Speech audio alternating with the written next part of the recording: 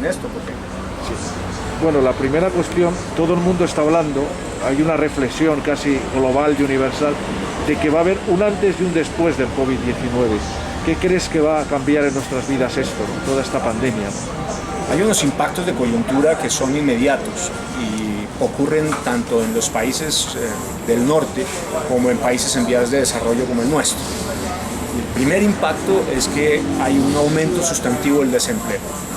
Resultado, primero, de que muchas micro y pequeñas empresas salen de la actividad económica, quiebran como resultado del uso de la cuarentena, del uso del confinamiento como la medida para tratar de frenar la tasa reproductiva de contagio del COVID. En un país como Colombia, el 96% del empleo es resultado de las MIPYMES, de las micro, pequeñas y medianas empresas, y esas son las más afectadas. Lo hemos visto claramente en nuestro país con un aumento del 6.3% adicional en relación con la tasa de desempleo con la que empezamos el año. Más del 60% de crecimiento de la tasa de desempleo.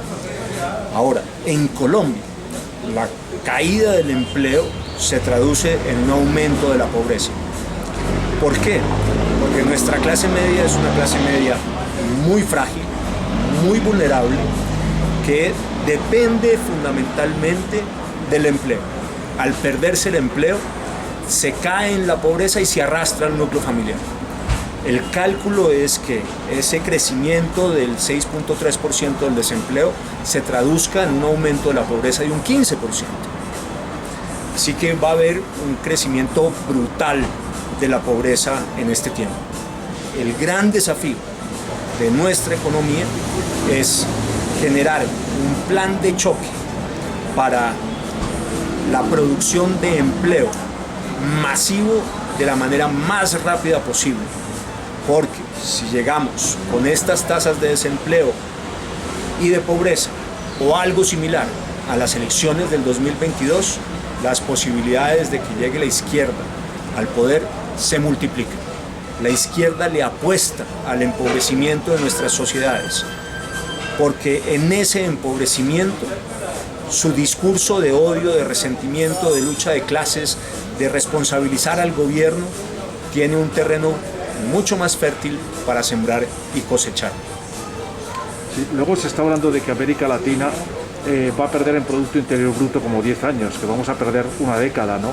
¿Compartes ese análisis tan drástico? En el caso colombiano la caída va a estar algo por debajo del 8%, los cálculos hoy son del 7.7%, que en todo caso es la caída más fuerte de la economía desde que tenemos estadísticas. Yo no sé si en la época de la Guerra de los 1000 días, a principios del siglo XX, o en las guerras civiles del siglo XIX, o en la Guerra de Independencia, la economía colombiana estuviese en unas peores condiciones que en las actuales. Pero desde que tenemos estadísticas, este es de lejos el peor año. Desde 1965 Colombia no había tenido años de recesión económica, sino uno. Nosotros no tuvimos la década perdida a fines del siglo XX, nosotros no tuvimos un 2009 negativo como resultado de la crisis de los bonos hipotecarios en los Estados Unidos. Nuestro único año con decrecimiento de la economía fue 1999, íntimamente ligada a un problema exclusivamente nacional relacionado con una figura de financiamiento de vivienda que se llamó en su momento UPAC. La crisis del UPAC generó una caída de la economía en ese 1999 del menos 4.2%. Este menos 7.7% de este año es casi el doble de lo de entonces y sin duda el peor año de nuestra economía. ¿Vamos a recuperarnos? Sí, pero yo no creo que lo vamos a hacer antes de un par de años. Sí, luego este verano he tenido ocasión de estar en Europa y veo que la situación económica es gravísima. Creo que es una crisis a nivel global mucho más grave que la del 2008, ¿no? Creo que estamos ante una crisis de una magnitud casi desconocida, ¿no? No tengo duda de ello, es probablemente la crisis mundial de mayor gravedad y de más profundidad. Está afectando a prácticamente todos los países de Occidente, sin duda a todos los que han decidido por la cuarentena o el confinamiento como medida para frenar la tasa reproductiva de contagio. Cuando uno frena ambas caras de la economía, tanto la oferta como la demanda, tanto la producción como el consumo, inevitablemente genera una crisis económica muy honda, y eso es exactamente lo que ha pasado en estos países. Creo que vale la pena sentarse a preguntarse si las medidas de confinamiento, de cuarentena, fueron las medidas adecuadas, y sobre todo si prolongarlas durante tanto tiempo fue o no correcta. Lo que es cierto es que hay países en el Oriente que no escogieron ese camino y que lograron salir avantes del COVID-19 sin los costos económicos que hemos asumido nosotros. Alguien puede alegar que hay unas diferencias culturales, de disciplina social, de distanciamiento entre esas culturas y las nuestras, y probablemente tiene razón, pero creo que nosotros deberíamos aprender cuál es el camino correcto. El confinamiento definitivamente no lo es. ¿Te atreverías a hacer un vaticinio de cuánto tiempo crees que puede durar esta situación? ¿Eres optimista, pesimista? Es difícil saberlo, pero para países como Colombia es altamente posible que no haya una vacuna disponible antes de fines del próximo año, o quizás a principios del 2022. Estamos hablando de al menos un año, un trimestre, o quizás un año y medio antes de que tengamos vacunas disponibles y se le puedan poner a la población, y estemos por tanto en una situación distinta. Mientras tanto no queda sino el autocuidado, el cuidar de sí mismo y el cuidar de los demás. Y ya finalmente te querría preguntar nada más una pregunta de índole local. ¿Crees que la administración local y la central han estado a la altura de las circunstancias? ¿Han gestionado bien la crisis?